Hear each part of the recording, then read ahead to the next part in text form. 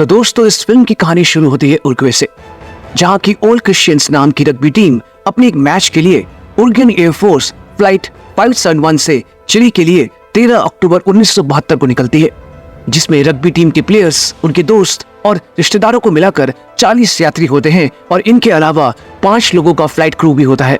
किसी भी जहाज को चिली जाने के लिए एंडीज पर्वत श्रृंखला से गुजरना पड़ता था। क्योंकि ये पर्वत श्रृंखला बहुत ऊंची थी, जहाज सीधा इसे पार नहीं कर सकते थे। इसीलिए जहाज को इन्हें पार करने के लिए थोड़ा घूमकर इस श्रृंखला के कम ऊंचाई वाले पहाड़ों से होते हुए इसे पार करना होता था। फ्लाइट 571 भी इस पर्वत श्रृंखला के पास पहुंचकर ऐसा ही करता है। पर्वत श्रृंखला के चारों तरफ घने बादल मंडरा रहे होते हैं, जिनके बीच से होते हुए जहाज आगे बढ़ने लगता है। इन घने बादलों में आगे बढ़ते हुए जहाज अचानक बुरी तरह से हिलने लगता है। कैप्टन सभी पैसेंजर्स को तुरंत सीट बेल्ट लगाकर अपने सीट्स पर बैठ जाने के लिए कहते हैं। जैसे जैसे जहाज आगे बढ़ता जा रहा था, वो और बुरी तरह से हिलता चला जा रहा था। जहाज के इंजन्स की जोर जोर से घूमने की आवाज अब यात्रियों को अंदर तक साफ सुनाई दे रही थी। अंदर बैठे यात्री इन सब चीजों से बुरी तरह से डरे हुए थे। असल में फ्लाइट 571 इस पर्वत श्रृंखला के उस हिस्से में पहुंच चुका था जहां पर कम ऊंचाई वाले पहाड़ थे, जिन्हें अब इस जहाज को पार करना था। तभी सभी यात्रियों को पायलट की आवाज सुनाई देती है, जो अपने को पायलट को चीख चीख कर कह रहा था, जहाज को और पावर दो, जल्दी करो, जहाज को और पावर दो। इसके तुरंत बाद जहाज पहाड़ को पार करने के लिए तेजी से ऊपर की तरफ बढ़ने लगता है। जहाज पहाड़ की चोटी के ऊपर पहुंचता है। अचानक पहाड़ की चोटी पर एकाएक सूरज की तेज रोशनी चमकती है, लेकिन तभी एक जोर का धमाका होता है। जहाज पहाड़ की चोटी से टकरा जाता है, जिसके कारण जहाज का पिछला हिस्सा टूट जाता है, जिसमें पीछे के कुछ यात्री जहाज से बाहर गिर जाते हैं और जहाज का अगला हिस्सा पहाड़ से नीचे बर्फ में घिसटता हुआ गिरने लगता है। इस झटके से यात्रियों की सीट्स टूटकर एक दूसरे के ऊपर चढ़ती चली जाती है, जिसके कारण कुछ यात्रियों की टांगें टूट जाती हैं और कुछ सीट्स के बीच में दबकर मर जाते हैं। कुछ समय बाद जहाज के अंदर नुमा को होश आता है। पूरा जहाज तहस नहस हो चुका था। वो देखता है कि कुछ यात्री बुरी तरह से घायल होते हैं और जो यात्री ठीक होते हैं वो इन घायल यात्रियों की मदद कर रहे होते हैं। नुमा अपनी सीट बेल्ट खोलकर सबसे पहले रोबर्तो की मदद करता है। इसके बाद दोनों बाकी यात्रियों के साथ मिलकर घायलों की मदद करने लगते हैं। रोबर्तो, जो कि एक मैथ स्टूडेंट भी होता है, वो तुरंत एल्वारो के टूटे हुए पांव को ठीक करता है।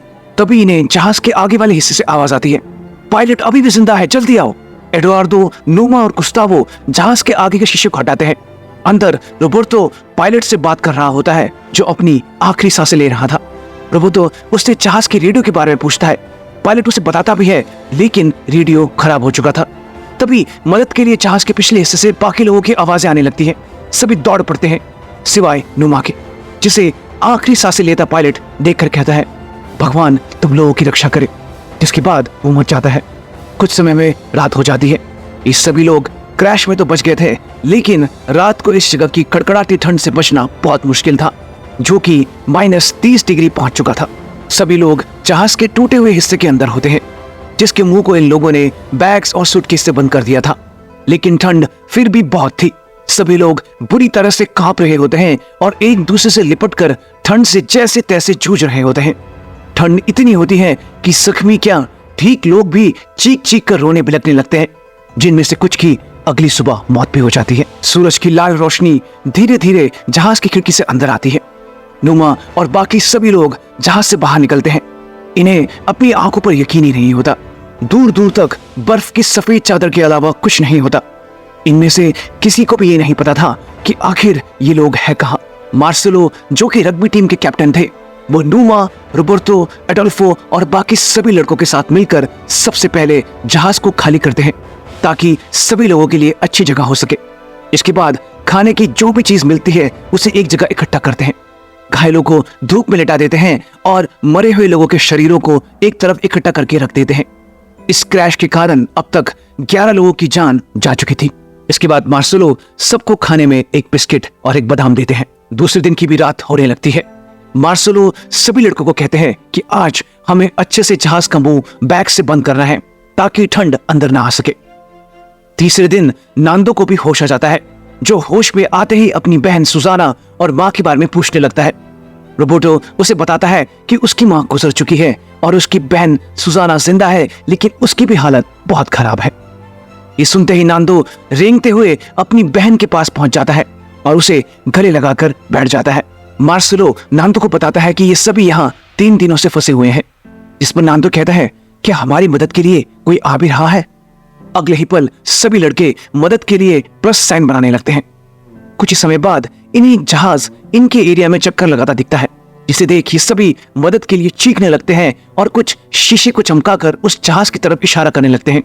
सभी को ऐसा लगने लगता है कि शायद कुछ ही समय में मदद आ जाएगी।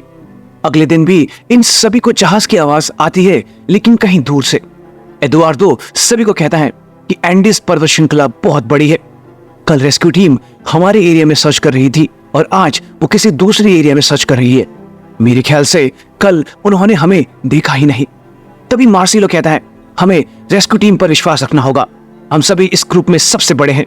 ये बात दूसरे लोगों तक नहीं पहुंचनी चाहिए। अगर ऐसा हुआ तो वो सभी हिम्मत हार जाएंगे। हमें उनका ख्याल रखना होगा। चिंता मत करो, मदद जरूर आएगी। ये कहकर वो चला जाता है। मार्सिलो के चाहते हुए रोबर्तो गुस्से में बाकी लड़कों को कहता है ऐसे हम लोग हाथ पर हाथ धरे नहीं बैठ सकते। तुम लोगों को मैं बता दूं कि इंसान ऑक्सीजन के बिना 3 मिनट, पानी के बिना 3 दिन और खाने के बिना 3 हफ्ते ही जिंदा रह सकता है। क्योंकि हम इतनी ऊंचाई पर हैं, हमारा शरीर कहीं ज्यादा कैलोरीज यूज कर रहा है, जिसका मतलब है कि हमारे पास ज्यादा समय नहीं है। तभी नुमा कहता है जहाज के पिछले हिस्से में बैटरीज होती है, जिसकी मदद से हम जहाज की रेडियो को ऑन कर सकते हैं। इसके लिए हमें वहां ऊपर जाना होगा जहां जहाज पहाड़ों से टकराया था। अगले ही पल नुमा, रोबर्तो, अदोल्फो और कार्लितो ऊपर की तरफ चढ़ने लगते हैं। काफी ऊंचाई पर पहुंचने के बाद अचानक अडोल्फो नीचे की तरफ देखकर कहता है अरे नहीं, यहाँ ऊंचाई से जहाज का टुकड़ा दिख ही नहीं रहा, तो रेस्क्यू जहाज को हम कहां से दिखेंगे। उसी वक्त सामने के पहाड़ पर एक बर्फीला तूफान आ जाता है। ये सभी डर जाते हैं और अडोल्फो सभी को तुरंत वापस चलने के लिए कहता है। खाना पूरी तरह खत्म होने के 1 हफ्ते बाद अडोल्फो अपने भाई एडुआर्डो को कहता है मुझे कल कार्लितो नांदो के बारे में बता रहा था कि वो अजीब बातें कर रहा है। वो कह रहा था कि जिंदा रहने के लिए वो बाहर पड़ी लाशों के मांस को भी खा लेगा। मैंने भी कार्लितो को कह दिया कि अब हमारे पास कोई चारा नहीं है। एडुआर्डो कुछ देर सोचकर कहता है अगर हमें जिंदा रहना है तो हमें खाना चाहिए।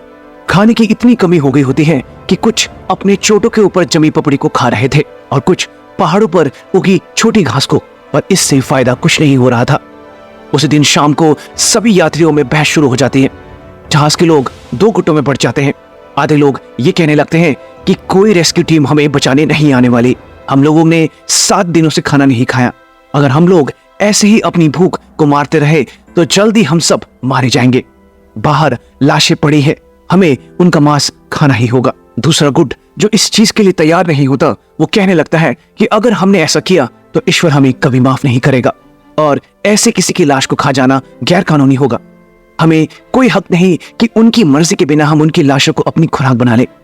इस पर दूसरा गुट कहता है ईश्वर इस बात को जरूर समझेंगे कि हम ये सब मजबूरी में कर रहे हैं, और अगर उन लाशों का हक बनता है कि हम उनकी मर्जी के बिना उनकी लाश नहीं खा सकते, तो हमारा भी तो हक बनता है जिंदा रहने का। उसका क्या? अगले दिन भूख के मारे कोई जूते की लीस खा जाता है तो कोई सिगरेट। खाना न खाने के कारण बाकी लड़कों की तरह नुमा को भी काली पेशाब आनी शुरू हो गई थी। उसकी बेल्ट भी अब उसे ढीली होती जा रही थी। इसी दिन नांदो की बहन सुजाना की भी मौत हो जाती है। नांदो अपनी बहन को बर्फ में दफनाने की बात कहता है। ये जगह कब्रिस्तान बनती जा रही है, हमें यहां से निकलना ही होगा। अब केवल 27 लोग ही जिंदा रह गए थे। 9वें दिन सभी लोग भूख से बेहाल जहाज के अंदर बैठे होते हैं जब एडोल्फो, एडुआर्डो, रोबर्तो और नांदो सभी को कहते हैं कि अगर हम मारे गए तो हम तुम सबको हमें खाने की इजाजत देते हैं। उसके बाद एडुआर्डो एडोल्फो को एक शीशे की चाकू जैसी चीज देता है और ये दोनों बाहर चले जाते हैं। इनके साथ रोबर्तो भी बाहर चला जाता है और देखते ही देखते सारे लड़के बाहर की तरफ जाने लगते हैं। अंत में सिर्फ नुमा, मार्सिलो और मेथॉल दंपत्ति ही जहाज के अंदर रह जाता है, जो इंसानी मांस को नहीं खाने का फैसला करते हैं। स्ट्रॉच भाइयों ने इन लाशों को काटने की जिम्मेदारी उठाई थी, जो कि सबसे मुश्किल और तकलीफ देने वाला काम था। वो इस काम को एक चट्टान के पीछे जाकर करते थे ताकि किसी को ये सब ना देखना पड़े। सभी लोग इंसानी मांस के टुकड़ों को खाकर अपनी भूख मिटा लेते हैं, लेकिन जो लोग ऐसा नहीं करते वो आसमान की तरफ देख यही आस लगाए बैठे थे कि मदद जरूर आएगी। उसी दिन कुछ लड़कों को एक सूटकेस के अंदर एक रेडियो मिल जाता है। उस पर एक तार बांधकर ये सभी लड़के रेडियो पर न्यूज सुनने की कोशिश करने लगते हैं। उधर जहाज के अंदर नुमा बैठा होता है जब उसका दोस्त उसके पास आता है और उसे एक बर्फ का टुकड़ा देते हुए कहता है, इसे खा लो, बर्फ के साथ खाने पर तुम्हें पता भी नहीं चलेगा। लेकिन नूमा मना करते हुए कहता है, ये सही नहीं है मेरे दोस्त, मैं इसे नहीं खा सकता। तभी अचानक बाहर से जोर जोर से सबकी रोने और चीखने की आवाजें आने लगती हैं। असल में रेडियो पर न्यूज आती है कि बहुत ढूंढने के बाद रेस्क्यू मिशन को अब बंद करने का फैसला लिया गया है। अब अगले साल सर्दियां खत्म होने के बाद ही जहाज के टुकड़ों को ढूंढने का काम शुरू किया जाएगा। इस खबर को सुनकर सब लोग बुरी तरह से बिलक बिलक कर रोने लगते हैं। उनकी जिंदा रहने की सारी उम्मीद जैसे धराशायी हो गई थी। इस खबर को सुनकर मार्सेलो बिल्कुल टूट जाता है। वो सभी को कहता है जिन्होंने इंसानी मांस नहीं खाया था कि मैं गलत था। मेरी वजह से तुम लोग भी रेस्क्यू टीम के इंतजार में बैठे रहे। मैं बस अब यही कहना चाहता हूँ कि जो भी है उसे खा लो। अब हमारे पास हमारी जान ही बची है और हमें इसे हर हाल में बचाना होगा। नूमा को छोड़ सभी लोग इंसानी मांस के टुकड़े खाने लगते हैं। नूमा ये सब देख नहीं पाता और तुरंत बाहर अपने दो साथी गुस्तावो और मास्पोन्स को लेकर पहाड़ की चोटी की तरफ चढ़ाई शुरू कर देता है ताकि जहाज के पिछले टुकड़े को ढूंढ उसमें मौजूद बैटरी से जहाज के रेडियो को ऑन कर सके। ये चढ़ते हुए काफी ऊंचाई पर पहुंच जाते हैं जहां इन्हें अपने काफी सारे साथियों की लाशें भी मिलती है। मौसम बदलने लगता है। नूमा के दोस्त उसे वापस चलने के लिए कहते हैं लेकिन वो थोड़ा और ऊपर जाने की बात कहता है। ये लोग दोबारा से चढ़ाई शुरू कर देते हैं। ऊपर चढ़ना अब और कठिन होता जा रहा था। ये लोग काफी छानबीन करते हैं लेकिन इन्हें कुछ नहीं मिलता। उधर नीचे इनके दोस्तों की इनकी चिंता होने लगती है क्योंकि जैसे जैसे रात होती जाएगी ऊपर तापमान नीचे के मुकाबले और ज्यादा गिरने वाला था। ऊपर नूमा और उसके दोस्त तूफान में बुरी तरह से फंस जाते हैं और फिर रात हो जाती है। ये तीनों दोस्त एक दूसरे को आपस में जोर से पकड़कर एक चट्टान के सहारे बैठ जाते हैं। रात को ठंड इतनी ज्यादा हो जाती है कि ये तीनों दर्द के मारे चीखने और रोने लगते हैं। ये तीनों एक दूसरे को जोर जोर से मारने लगते हैं ताकि ठंड को जैसे तैसे कम किया जा सके। अगली सुबह सूरज की पहली किरण पहाड़ों की चोटी पर पड़ती है। ये तीनों दोस्त बर्फ में बिल्कुल दफन हो चुके थे और सूरज की गर्म रोशनी पड़ने से धीरे धीरे ये हरकत पे आते हैं। इनके हाथ, पैर और यहाँ तक कि इनकी आंखें भी ठंड से जम चुकी थी। कुछ देर बाद जहाज के एक लोहे के टुकड़े पर बैठकर ये बर्फ की ढलान पर फिसलते हुए नीचे जहाज के टुकड़े तक पहुंचते हैं जहां बाकी लोग थे। नूमा ठीक था लेकिन गुस्तावो की हालत बहुत खराब थी। रोबर्तो उसकी आंखों पर कपड़ा बांध देता है और उसके दांतों को चेक करता है जो पूरी तरह से हिल चुके थे। वो एक मांस का टुकड़ा अपने मुंह में चबाकर गुस्तावो के मुंह में डाल देता है। नांदो नूमा के पास आकर पूछता है, तुम्हें ऊपर क्या देखा? नूमा कहता है, चारों तरफ दूर दूर तक बर्फीले पहाड़ और कुछ भी नहीं। फिर नांदो कहता है, तुम्हें पश्चिमी पहाड़ों के पार कुछ दिखा? नूमा कहता है, क्यों? नांदो कहता है, पश्चिम के पहाड़ों के पार चिली है मेरे दोस्त। अच्छा अब ये खा लो वरना तुम चिली नहीं पहुंच पाओगे। कुछ समय बाद नूमा रोते रोते इस इंसानी मांस के टुकड़े को खा लेता है और बिना चबाए ही उसे अंदर निकल जाता है। इसके बाद नांदो पश्चिमी पहाड़ों को पार करने का फैसला करता है ताकि मदद लेके आ सके। वो हर दिन घंटों इस चीज की तैयारी शुरू कर देता है। अब तक इन लोगों को इस जगह पर फंसे हुए 17 दिन हो चुके थे। लगातार 5 दिनों से बर्फीला तूफान रुकने का नाम ही नहीं ले रहा था। ये सभी जहाज के अंदर बैठ बातें करते हुए हंसी मजाक कर रहे होते हैं जब अचानक जहाज का टुकड़ा हिलने लगता है और फिर पूरे जहाज के अंदर बर्फ घुस आती है। इनके जहाज से बर्फ का एक खतरनाक तूफान टकराया था। 2 लड़कों को छोड़ बाकी सभी बर्फ में जिंदा दफन हो चुके थे। ये दोनों लड़के फटाफट बर्फ के नीचे आवाजों को सुन बाकी लोगों को बाहर निकालने लगते हैं। धीरे धीरे काफी सारे लोग बाहर आ जाते हैं। जेवियर और बाकी सभी लोग उसकी पत्नी लिलियाना को बाहर निकालने की बहुत कोशिश करते हैं लेकिन वो मर चुकी थी। तभी अचानक दोबारा से जहाज पूरी तरह से हिलने लगता है। कुछ लड़के जहाज से बाहर जाकर देखते हैं। उनके होश उड़ जाते हैं क्योंकि बर्फ का तूफान फिर से इनकी जहाज की तरफ बढ़ रहा था। एक जोर का धमाका होता है। कुछ देर बाद नूमा और कुछ लोग एक पाइप को जहाज के आर पार करने की कोशिश कर रहे होते हैं क्योंकि ये सभी बर्फ की एक मोटी चादर के नीचे दफन हो चुके थे जिसके कारण इन सभी का दम घुटने लगा था। जैसे तैसे करके ये उस पाइप को बर्फ के बाहर धकेल देते हैं जिससे हवा अंदर आ जाती है। इसके बाद ये सभी आपस में एक दूसरे को अपना नाम बताने लगते हैं ताकि ये जान सके कि कौन कौन जिंदा है। इस दुर्घटना में मार्सिलो और लिलियाना को मिलाकर कुल 8 लोगों ने अपनी जान गंवा दी थी। तूफान बहुत जोरों से होने के कारण ये सभी बाहर निकलने की कोशिश नहीं करते। बर्फ में दफन हुए इन सभी को अब 2 दिन हो चुके थे। भूख एक बार फिर इन सभी पर हावी होने लगती है। अब तक तो स्ट्रॉच भाइयों की बदौलत जिन भी लोगों का मांस ये लोग खा रहे थे ये सब उन्हें नहीं जानते थे लेकिन अब इन्हें अपने ही लोगों को खाना था। रोबर्तो एक मांस का टुकड़ा काट कर लाता है और कहता है, मौत से इतना लड़ लेने के बाद अब हार मान जाना बेवकूफी होगी, इसलिए सोचो मत, चुपचाप खा लो। सभी लोग ना चाहते हुए भी मांस को खा लेते हैं। नुमा से ये बिल्कुल सहन नहीं होता और वो जोर जोर से बर्फ को बुरी तरह से खोदने लगता है। और इस दौरान जब वो जहाज के शीशे को लात मारकर तोड़ने की कोशिश करता है, उसके पांव में चोट लग जाती है। 4 दिन बाद नुमा अभी भी बर्फ को खोद रहा था और फिर अचानक खोदते खोदते उसे सूरज की रोशनी दिखती है। उसने बाहर निकलने का रास्ता खोज लिया था। धीरे धीरे सभी लोग बाहर आ जाते हैं और खुशी से पागल हो जाते हैं। फिर ये सभी तुरंत बर्फ खोदने लगते हैं ताकि जहाज के टुकड़े को पूरी तरह बर्फ से बाहर ला सके। नोआ के पैर में गहरी चोट लगी होती है, लेकिन वो सभी को ये कहता है कि उसकी चोट मामूली है। कुछ समय बाद नांदो सभी को कहता है कि मौसम अच्छा है, हमें पश्चिम की तरफ चढ़ाई शुरू करनी चाहिए। लेकिन रोबर्तो कहता है कि नहीं, हम बर्फीले तूफान में फंस सकते हैं, अभी मौसम को थोड़ा और गर्म होने दो। 15 नवंबर के बाद बर्फ पिघलनी शुरू हो जाएगी, हम तब चढ़ाई शुरू करेंगे। पता नहीं क्यों रोबर्तो इस चढ़ाई को करने के लिए तैयार नहीं था। नांदो फिर कहता है उसमें तो अभी भी 2 हफ्ते का समय है। इस पर अडोल्फो कहता है कोई बात नहीं, इन 2 हफ्तों में हम अच्छे से तैयारी कर लेंगे, क्योंकि अब तक हम बिना तैयारी के ऊपर गए हैं। इस बार वो गलती हम नहीं करेंगे। इसके बाद ये सभी बाकी लोगों के साथ बर्फ की खुदाई में लग जाते हैं। 34 दिन बाद बर्फ पिघलना शुरू हो जाती है। आर्तुरो और वास्को 2 लोग थे जो काफी ज्यादा घायल थे, जिसमें से आर्तुरो की हालत अब बहुत ज्यादा खराब हो चुकी थी। उसके पूरे शरीर पर इन्फेक्शन के कारण बड़े बड़े घाव हो चुके थे। गुस्तावो रोबर्तो को कहता है आर्तुरो की हालत बहुत खराब है और वास्को भी ज्यादा दिन जिंदा नहीं रहेगा। हम दोनों डॉक्टर्स होते हुए भी कुछ नहीं कर पा रहे हैं। रोबर्तो गुस्तावो को कहता है आखिर तुम कहना क्या चाहते हो? गुस्तावो कहता है तुम्हें इस चढ़ाई पर नांदो के साथ जल्द से जल्द जाना होगा। मैं जानता हूँ ये बहुत मुश्किल है, लेकिन तुम हमारी रग्बी टीम के सबसे तेज दौड़ने वाले खिलाड़ी हो रोबर्तो। अगर हमने और देर की तो धीरे धीरे और लोग भी मारे जाएंगे। उसी दिन रात को आर्तुरो को सांस लेने में तकलीफ होने लगती है और वो मर जाता है। अगले दिन गुस्तावो उसे बर्फ में दफना देता है। उसे आर्तुरो के पास से एक चिट्ठी भी मिलती है, जिसे गुस्तावो एक सूटकेस में रख लेता है। 36वें दिन रोबर्तो ढेर सारे जीसस क्राइस्ट की माला और ढेर सारे कपड़े पहन लेता है। नांदो, नुमा और टिंटिन भी ऐसा ही करते हैं। सभी लोगों से गले मिलकर ये 4 लोग चढ़ाई शुरू कर देते हैं। कुछ समय बाद पहले पहाड़ की चोटी को पार कर ये चारों ढलान में उतरने लगते हैं। नुआ को चलने में बहुत तकलीफ होने लगती है और फिर चक्कर खाकर लुढ़कते हुए वो नीचे गिर पड़ता है। रोबर्तो उसके पैर को चेक करता है, उसके चोट पर इन्फेक्शन हो गया था। वो बाकी सभी को कहता है हमें वापस लौटना होगा, लेकिन नुमा कहता है नहीं, मैं वापस अकेले ही चला जाऊंगा, तुम लोग आगे बढ़ो। और फिर धीरे धीरे नुमा रेंगते रेंगते वापस बाकी लोगों के पास पहुंचता है, जो उसे देख ये पूछने लगते हैं कि क्या हुआ, बाकी लोग किधर है। लेकिन नुमा की हालत बहुत खराब थी, वो कुछ नहीं कह पाता। उसी वक्त वास्को की भी मौत हो जाती है। गुस्तावो उसे भी बर्फ में दफनाकर उसके गले की लॉकेट को निकाल लेता है और एक सूटकेस में रख लेता है।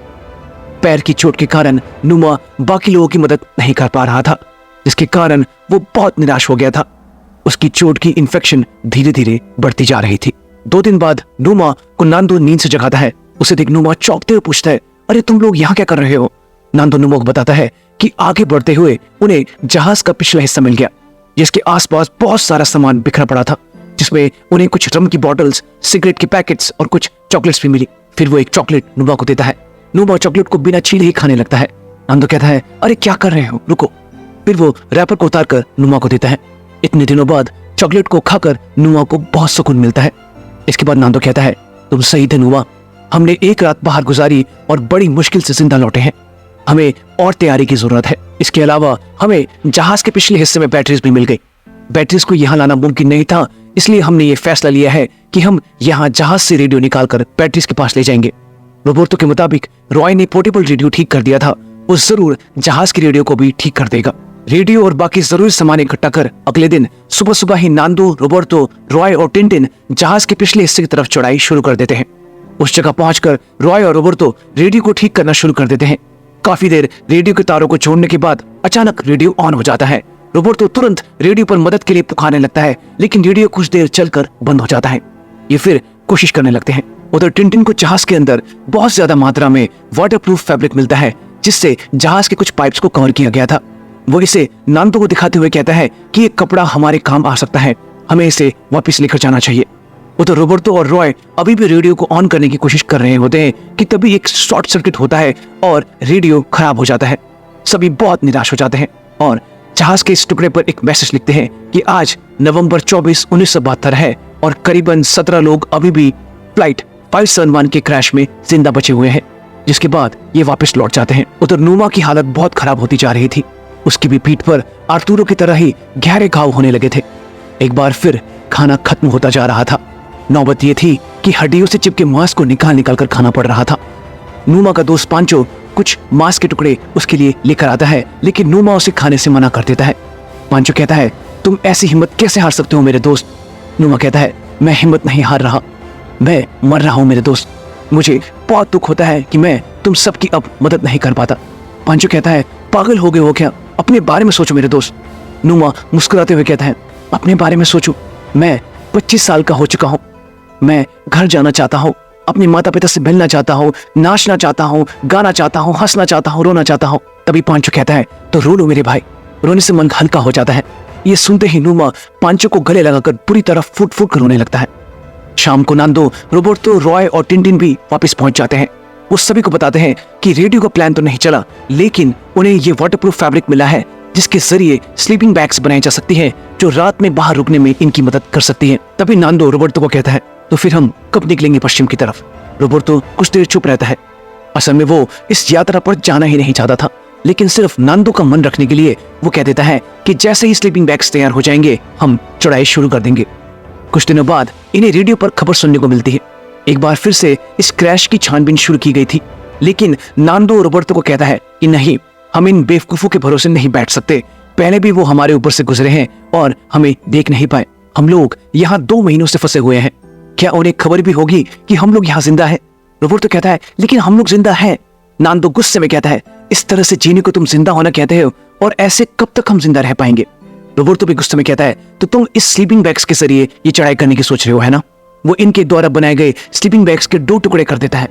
असल में उसे इस चढ़ाई से कोई उम्मीद ही नहीं थी। इस बात को काफी दिन बीत जाते हैं। नूमा अब बहुत ज्यादा कमजोर हो चुका था। वो नांदो से बात करते हुए कहता है कि मैं तुम सबको मेरी बॉडी को खाने की इजाजत देता हूँ। इस पर नांदो कहता है, ये तुम क्या बात कर रहे हो? हमें साथ में चढ़ाई करनी है मेरे दोस्त। नूमा कहता है, नांदो, मैं अब और दिन नहीं बचूंगा, लेकिन हाँ, मुझे तुम पर पूरा भरोसा है कि तुम इस चढ़ाई को पूरा कर लोगे। ये दोनों आपस में गले मिलकर रोने लगते हैं। उस दिन रात को रोबर्टो नूमा के घावों को परफ्यूम से साफ करता है और लिटा देता है। नूमा मुस्कुराते हुए रोबर्टो के चेहरे को छूता है।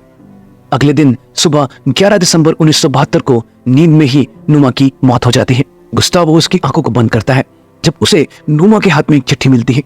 एक एक करके सभी ये चिट्ठी पढ़ते हैं। अंत में नांदो इस चिट्ठी को पढ़ने के बाद रोबर्टो को देता है। इस चिट्ठी में नूमा ने लिखा था, अपने दोस्तों के लिए जान देने से बड़ी मेरे लिए और कोई खुशी नहीं। इस चिट्ठी को पढ़ते ही रोबर्टो कहता है, हम कल ही यहां से निकलेंगे। अगले दिन सुबह सुबह ही नांदो, रोबर्टो और टिनटिन अपने अपने हिस्से का खाना, जरूरी सामान और स्लीपिंग बैग पैक कर लेते हैं। नांदो जाने से पहले कार्लितो को उसकी माँ और बहन की डेड बॉडीज को खाने की इजाजत दे देता है। इसके बाद ये सभी बाकी लोगों से गले मिलते हैं और एक लंबे सफर के लिए निकल पड़ते हैं। जहाज में रुके सभी लोग इन्हें ढेर सारी शुभकामनाएं और इनके लिए प्रार्थना करते हुए इन्हें कहते हैं, संभल कर जाना, हम लोगों को भूल मत जाना, हम तुम लोगों का बेसब्री से इंतजार करेंगे। ये 61वां दिन था जब इन तीनों ने पश्चिम में चिली की तरफ चढ़ाई शुरू की। धीरे धीरे ये बर्फ की खड़ी चढ़ाई पर चढ़ना शुरू कर देते हैं और दिन भर चलने के बाद रात होने से पहले ये लोग बर्फ में एक चट्टान के नीचे गड्ढा खोदकर 3 लोगों के लिए जगह बना लेते हैं और स्लीपिंग बैग को ओढ़कर बैठ जाते हैं। रात को ठंड बेहद बढ़ जाती है, लेकिन स्लीपिंग बैग्स के कारण ये रात की ठंड को झेल जाते हैं। अगले दिन भी पहाड़ों के बीच एक लंबी चढ़ाई करने के बाद सबसे पहले नांदो पश्चिम के पहाड़ की चोटी पर पहुंच जाता है, लेकिन उसकी आंखें आगे का मंजर देख फटी की फटी रह जाती हैं। रोबर्टो भी उससे कुछ दूरी पर ही था। वो भी थोड़ी देर बाद ऊपर पहुंचता है। वो भी आगे के मंजर को देख दंग रह जाता है। असल में नांदो को ऐसा लगता था कि पश्चिम की इस चोटी के पार चिली की हरी भरी वादियां शुरू होती है, लेकिन ऐसा नहीं था। अभी भी जहां तक नजर जा रही थी, बर्फ से ढके ऊंची ऊंची पहाड़ियों की घाटी इनके सामने थी। नांदो रोबर्टो से कहता है, कितनी सुंदर जगह है नए? रोबर्टो कहता है, हाँ, और हम यही मरने वाले हैं। नांदो कहता है, नहीं रोबर्टो, इतना ऊपर आने के बाद हम हिम्मत नहीं हार सकते। मैं वापस नहीं लौटूंगा। ये बर्फ के पहाड़ कभी न कभी जरूर खत्म होंगे। रोबर्टो कहता है, ऐसा कहना आसान है नांदो। नांदो कहता है, अरे ये तो देखो हम कहां तक पहुंच चुके हैं। नांदो फिर कहता है, कितना टाइम लगेगा? 10 से 12 दिन। रोबर्तो कहता है लेकिन हमारे पास खाना सिर्फ 7 दिन का ही है नांदो। नांदो कहता है तो ठीक है, अभी फैसला कर लो, वापस जहाज में इंतजार करना है या मेरे साथ चलना है। रोबर्तो कहता है मुझे अपने साथ मरने को कह रहे हो? नांदो कहता है नहीं दोस्त, मैं तो तुम्हें सिर्फ साथ चलने के लिए कह रहा हूँ। फिर नांदो कहता है इस बर्फीले घाटी के पार वो देख रहे हो उन भूरे पहाड़ों को जहां बर्फ नहीं है, वही चिली है, हमें वहां तक पहुंचना है। रोबर्तो कहता है ठीक है तो चलो। कुछ देर बाद टिनटिन भी ऊपर पहुंच जाता है। ये दोनों टिनटिन को वापस जहाज की तरफ भेज देते हैं। टिनटिन तुरंत वापस जहाज की तरफ तेजी से निकल पड़ता है। वापस जहाज में पहुंचकर टिनटिन सभी को बताता है कि मैंने उन्हें अपना खाना दे दिया और वापस चला आया ताकि आगे के सफर पर उन्हें खाने की कमी न हो। वो दोनों बिल्कुल ठीक है और उनके पास 10 दिन का खाना है। घाटी के पार उन्हें बिना बर्फ के पहाड़ दिख गई है। वो उसी तरफ बढ़ गए हैं। इस बार वो मंजिल तक पहुंचकर ही मानेंगे। नांदो और रोबर्तो सफर में आगे बढ़ चुके थे। ऊंची बर्फीली पहाड़ियों से नीचे उतरकर फिर उनके ठीक ऊपर चढ़कर और आगे कमर तक बर्फ के एक लंबे हिस्से को पार कर 10 दिन में 61 किलोमीटर की इस जमा देने वाले सफर को पार करने के बाद आखिरकार ये दोनों इस घाटी के अंत तक पहुंच ही जाते हैं जहां से बर्फ कम होना शुरू हो चुकी थी। ये फटाफट नीचे की तरफ उतरने लगते हैं। आगे रास्ते में नांदो का जूता पूरा फट जाता है जिसे रोबर्तो एक कपड़े की मदद से बांधकर ठीक कर देता है। रात होने लगी थी। ये दोनों थोड़ा शराब पी लेते हैं और अपने साथ लाए मांस को खाने लगते हैं। रोबर्तो एक मोजे के अंदर से मांस का टुकड़ा निकालता है जिससे उसे थोड़ी बदबू आ रही थी, लेकिन फिर भी वो उसे खा जाता है। रात को सड़े हुए मांस को खाने के कारण रोबर्तो की तबीयत खराब हो जाती है। नांदो उसे गोद में सुला लेता है और जैसे तैसे ये रात काट लेते हैं। अगली सुबह ये लोग नदी में पानी पी रहे थे जब अचानक इन्हें नदी के उस पार एक आदमी घोड़े पर दिखता है। ये दोनों चीख चीख कर उस आदमी को कहने लगते हैं हमारी मदद करो प्लीज, हम कई दिनों से बहुत भूखे हैं, प्लीज हमारी मदद करो। वो आदमी इनकी तरफ एक कागज और एक पेंसिल रस्सी में बांधकर फेंकता है जिस पर नांदो लिखता है कि हम दोनों फ्लाइट 571 के क्रैश में बचे हुए यात्री हैं। हम लोग 10 दिनों से चलकर यहाँ तक पहुंचे हैं। हमारे अलावा 14 और यात्री हैं जो अभी भी क्रैश साइट पर जिंदा हैं और जख्मी हैं। प्लीज हमारी मदद के लिए जल्दी आइए। ये चिट्ठी नांदो फिर उस आदमी के पास वापस फेंक देता है। वो आदमी तुरंत इस चिट्ठी को चिली के अपने गांव के पुलिस थाने में पहुंचा देता है जहां से ये खबर तुरंत उरुग्वे तक पहुंच जाती है। कुछ समय बाद नांदो और रोबर्तो उसी आदमी के घर पर बैठकर खाना खा रहे होते हैं। उन्हें खुद पर यकीन ही नहीं हो रहा था कि तभी उन्हें बहुत सारी गाड़ियों की आवाज आती है। ये सभी बाहर निकलकर देखते हैं कि न्यूज और सेना के लोग इनके पास पहुंच चुके थे। अगली सुबह 22 दिसंबर 1972 एदुआर्दो और एडोल्फो रेडियो को बड़े ध्यान से सुन रहे होते हैं। अचानक रेडियो पर खबर आती है कि फ्लाइट 571 जो आज से 71 दिन पहले एंडीज पर्वत श्रृंखला में क्रैश हो गया था, उसके 2 यात्री जिनका नाम नांदो और रोबर्तो चमत्कारी रूप से चिली में जिंदा पहुंचे हैं। उसी पल रोबर्तो के सामने नांदो हेलीकॉप्टर में बैठकर अपने दोस्तों की तरफ निकल पड़ता है। ये खबर सुन क्रैश साइट पर सभी लोग खुशी से पागल हो जाते हैं। सब घर वापसी की तैयारी करने लगते हैं। कुछ एक ही ब्रश से अपने दांत साफ करने लगते हैं तो कुछ बची कुची क्रीम अपने चेहरे पर लगाने लगते हैं और अपने बाल बनाने लगते हैं। कुछ जहाज के टुकड़ों को निकालकर अपने बैग में एक निशानी के रूप में रख लेते हैं। गुस्तावो भी मरे हुए सभी यात्रियों की निशानियों को संभालकर अपनी सूटकेस में रख लेता है। उधर रोबर्तो अपनी जेब से वो मोजा निकालता है जिसमें उसके दोस्तों का मांस जिसे वो खाने के रूप में इस सफर पर लेकर आया था। वो इस मोजे को जमीन में गाड़ देता है और ईश्वर को उनकी आत्मा की शांति के लिए याद करता है। उधर एंडीज पर सभी लोग बेसब्री से मदद का इंतजार कर रहे होते हैं जब आखिरकार इन्हें हेलीकॉप्टर की आवाज सुनाई देती है। ये सभी लोग खुशी से पागल होकर हेलीकॉप्टर की तरफ हाथ हिलाने लगते हैं। नांदो भी हेलीकॉप्टर से खुशी के मारे अपने दोस्तों की तरफ हाथ हिलाते हुए कहता है दोस्तों मैं आ गया। धीरे धीरे हेलीकॉप्टर लैंड करते हैं और ये सभी लोग उसकी तरफ खुशी के मारे दौड़ पड़ते हैं। सभी लोग धीरे धीरे हेलीकॉप्टर्स में बैठ जाते हैं और फिर एकदम से हेलीकॉप्टर का दरवाजा बंद होता है और एकदम शांति छा जाती है। ये सब लोग जिंदा यहाँ से वापस जा रहे थे। वो जहाज का टुकड़ा धीरे धीरे पीछे छूटता जा रहा था जहाँ इन सभी ने 71 दिन मौत से लड़ाई लड़ी थी। भले ही ये लोग यहाँ से वापस जा रहे थे लेकिन इस जगह की यादें इनके अंदर कभी नहीं मरने वाली थी। वापस पहुंचते ही ये लोग नांदो और रोबर्तो के गले लग जाते हैं क्योंकि इन्हीं दोनों के कारण आज ये लोग वापस आ पाए थे। इन सभी को तुरंत नजदीकी हॉस्पिटल ले जाया जाता है जहां एक बहुत बड़ी भीड़ इनका इंतजार कर रही थी क्योंकि इनके लिए इन लोगों का इस तरह जिंदा वापस आना किसी ईश्वरीय चमत्कार से कम नहीं था। हर कोई इन्हें छूना चाह रहा था, कोई अपने नवजात शिशु को इनसे आशीर्वाद लेने के लिए ला रहा था और कोई ये जानना चाह रहा था कि आखिर वहां हुआ क्या था। धीरे धीरे इन सभी का परिवार भी यहाँ पहुंच जाता है जिसमें किसी के पिता किसी की माँ, किसी के बच्चे और किसी की प्रेमी थे जिन्हें अपनी आंखों पर विश्वास नहीं हो रहा था। भले ही सभी लोग इन्हें हीरो मान रहे थे, लेकिन इन सभी को ऐसा नहीं लग रहा था। जो लोग वापस नहीं आ पाए, उनकी तरह इनकी भी आत्मा अंदर से मर चुकी थी, सिर्फ इनके शरीर ही वापस लौटे थे। खामोशी में अपने उन मरे हुए साथियों को याद करते हुए इन सभी के अंदर यह सवाल उठ रहा था कि इनकी तरह बाकी लोग भी क्यों जिंदा वापस नहीं लौट पाए। ये सब जो भी कुछ हुआ, आखिर इसका मतलब क्या था? शायद जवाब इन सभी के अंदर ही था।